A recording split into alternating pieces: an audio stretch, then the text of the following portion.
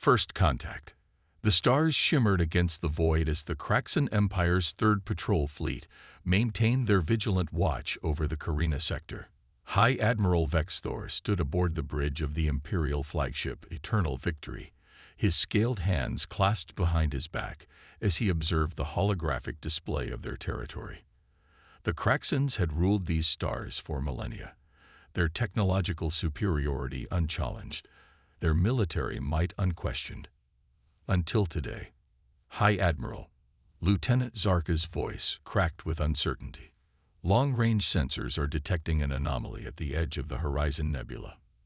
Vexthor's inner eyelids flickered with interest. The Horizon Nebula marked the border between Kraxan space and the newly discovered human territories. The humans were considered primitive by Kraxan standards, barely able to achieve faster-than-light travel, their ships crude assemblages of metal and basic energy shields. "Display the anomaly," Vexthor commanded, his deep voice resonating through the bridge. The holographic display shifted, zooming in on a single point of light. As the image resolved, the bridge crew fell silent. The vessel that appeared before them defied conventional design. It was sleek yet massive, its hull composed of materials their sensors couldn't identify. No visible weapons, no apparent propulsion systems, yet it moved with impossible grace through the nebula's charged particles. Classification. Vexthor demanded. Unknown, High Admiral. Zarka responded, her clawed fingers dancing across the control interface. But the energy signature suggests human origin. Vexthor's crest spines raised in disbelief. Impossible. The humans lack the technology to construct anything of this sophistication. Sir, the vessel is now within standard scanning range. Initiating deep scan. The moment the scanning beams touched the human ship, everything changed. The vessel's surface rippled like liquid metal, and their scanners returned data that made no sense. Power readings fluctuated between 0 and infinity. Structural analysis showed spaces that seemed to fold in on themselves.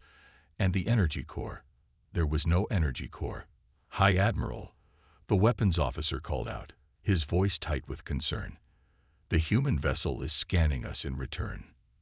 Vexthor felt his blood run cold as new information flooded their systems.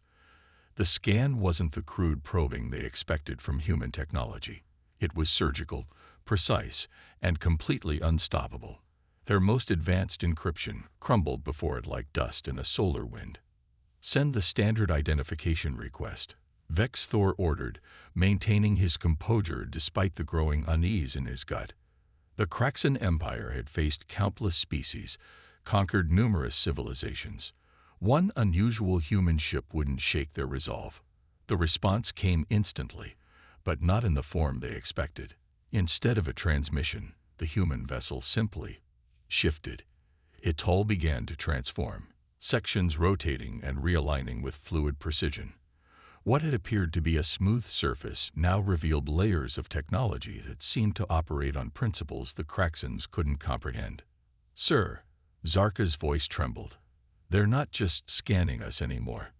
They're reading us. Every system, every weapon, every contingency protocol we have.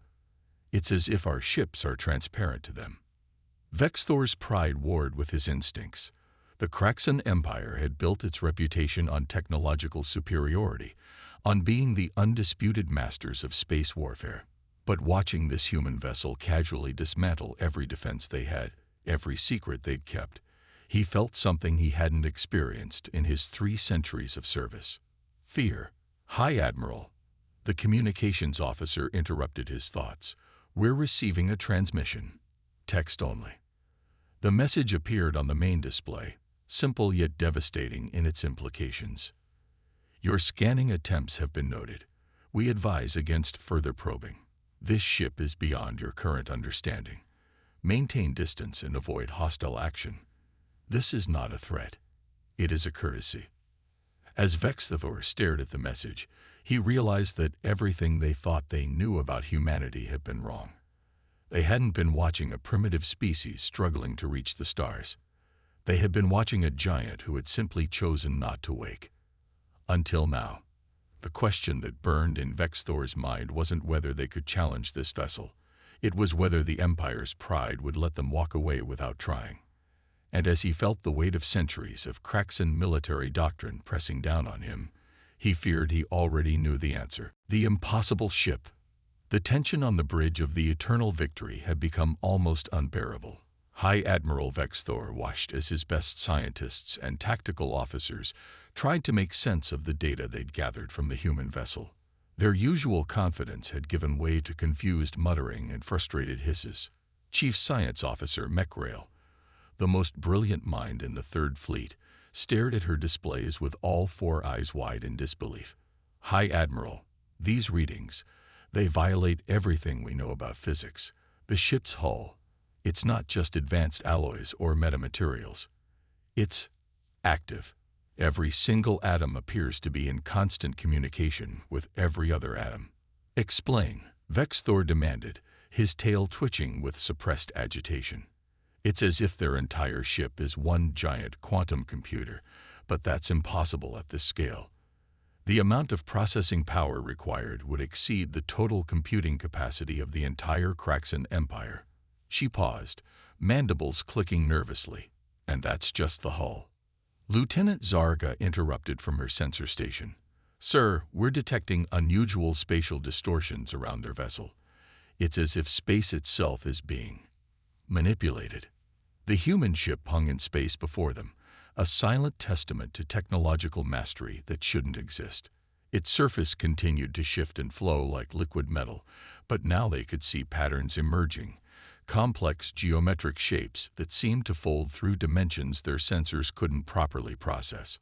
New data incoming, Mechrail announced. Their power source. Sir, they don't have one. At least, not in any way we understand power generation. The entire ship appears to be drawing energy directly from the quantum vacuum itself. They're harvesting zero-point energy on a scale that should tear reality apart. Vexthor felt his crest spines flatten against his skull. Zero-point energy was theoretical, something the Empire's best minds had pursued for centuries without success. Yet here it was a human vessel casually implementing it, as if it were the most natural thing in the universe. Sir, the tactical officer called out, I've completed the weapons analysis. I don't know how to report this. Speak freely, Vexthor ordered. There are no weapons, sir. Or rather, everything is a weapon. The hull modifications we're observing, they could reshape themselves into any form of offensive or defensive system needed. It's like the ship itself is a weapon, able to adapt to any threat instantaneously. A heavy silence fell over the bridge. The implications were staggering. The Kraxan Empire had based its military doctrine on having superior weapons, better shields, more advanced targeting systems. But how do you fight an enemy whose technology made such concepts obsolete? The silence was broken by a new alert. The human vessel was moving, but not in any normal sense. Space around it seemed to ripple and flex, as if reality itself was being rewritten to accommodate its passage. High Admiral, Zarka reported, her voice barely above a whisper. They're not using any form of propulsion we can detect.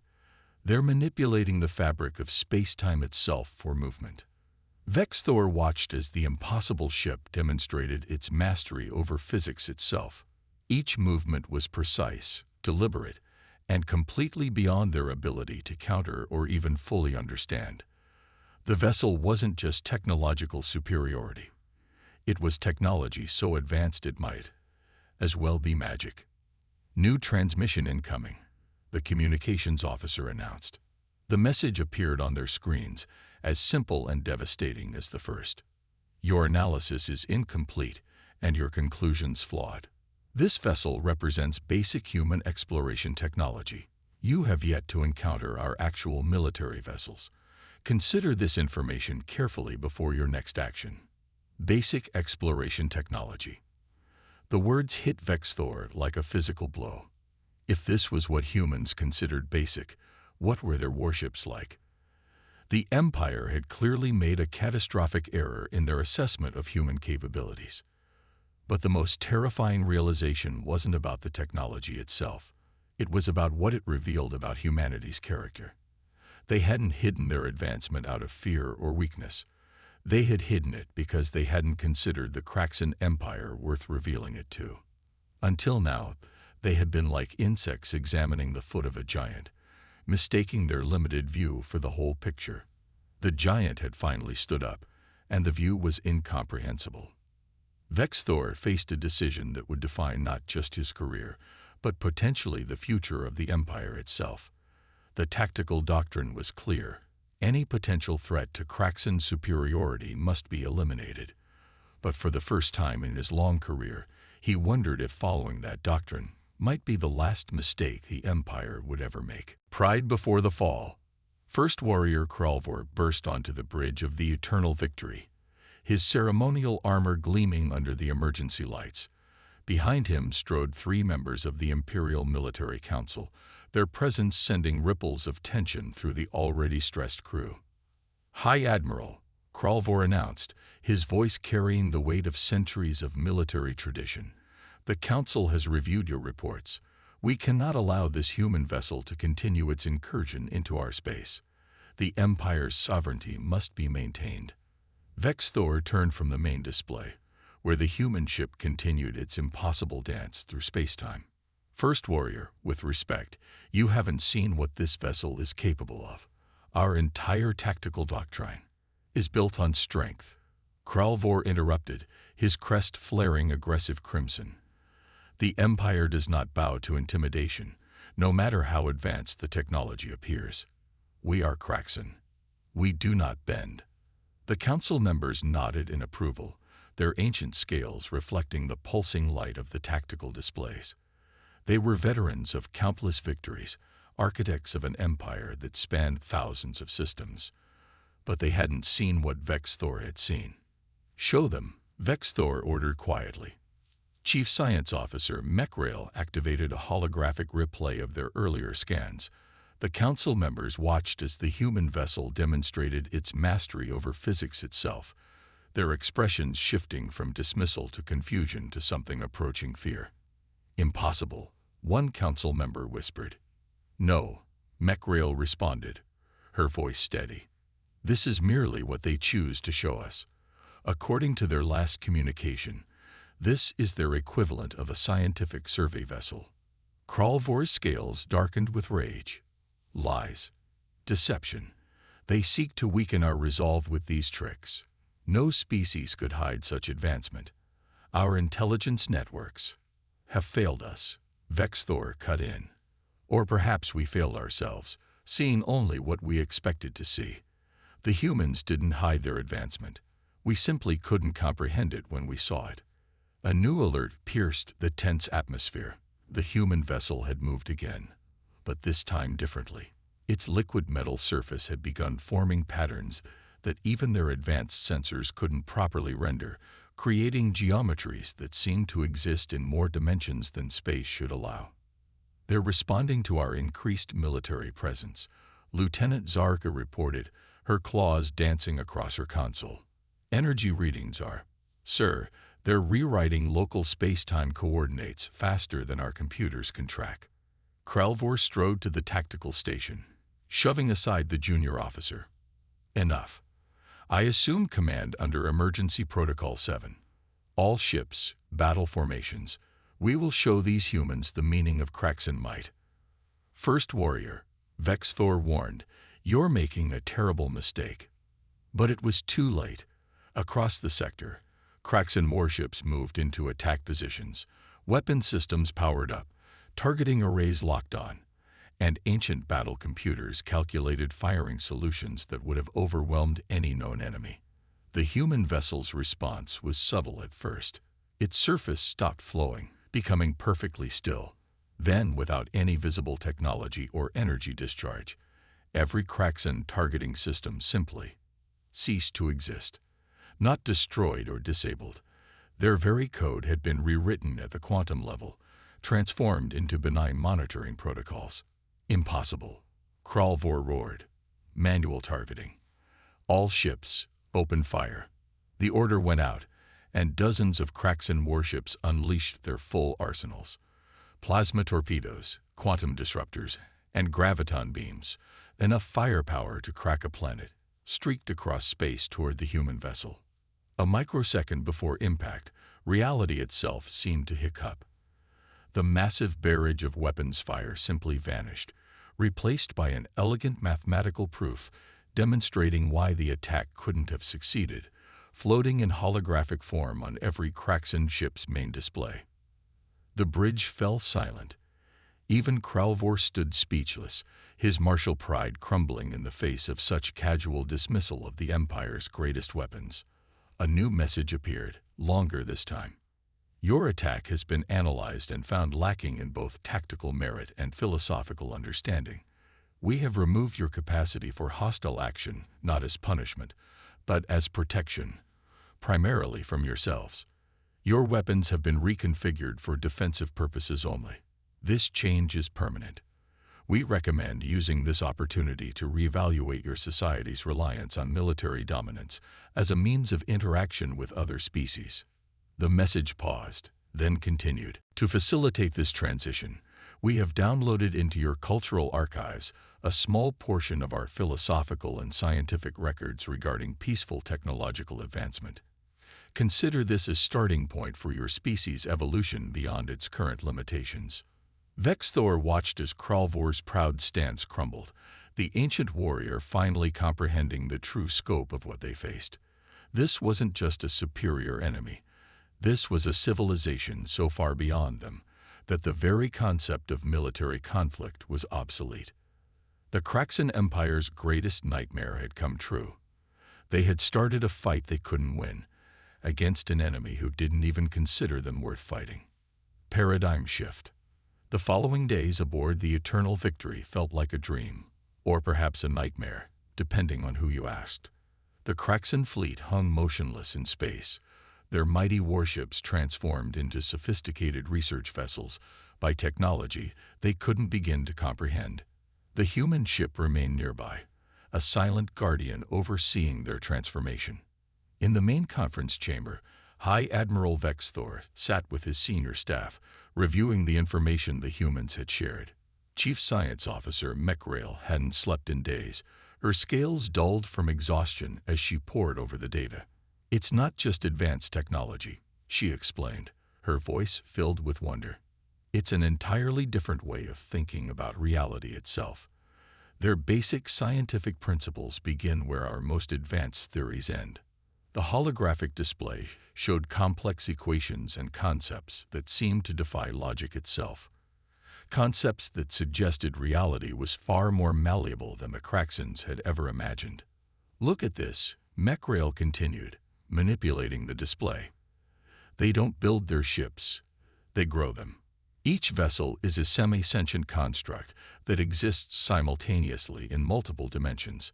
What we saw as their hull-changing shape was actually just our limited perception of a much more complex process. Lieutenant Zarka, who had been unusually quiet since the incident, finally spoke up. But why reveal this now? They could have dominated us at any time. Why wait? A new voice answered, human, transmitted directly into the chamber through means they still couldn't detect. Because domination was never our goal. The conference chamber's display shifted, revealing the human figure. Not a physical presence, but rather a complex holographic representation that seemed more real than reality itself. The human appeared elderly, with silver hair and kind eyes that somehow managed to convey warmth even through the projection.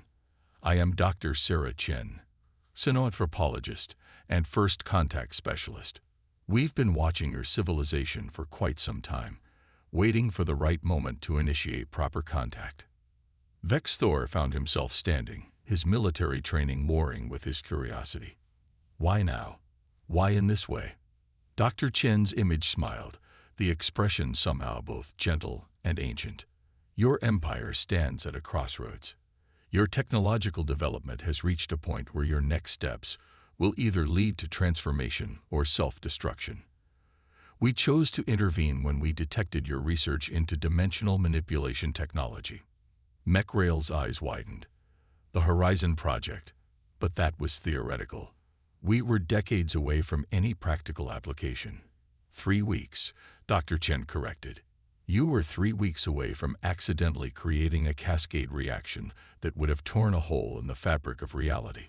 Your mathematics was elegant, but incomplete. You didn't yet understand the deeper principles involved. The chamber fell silent as the implications sank in. The Empire's most secret project, their attempt to create weapons that could cut through space-time itself, had nearly ended in disaster. Your species has tremendous potential, Dr. Chen continued.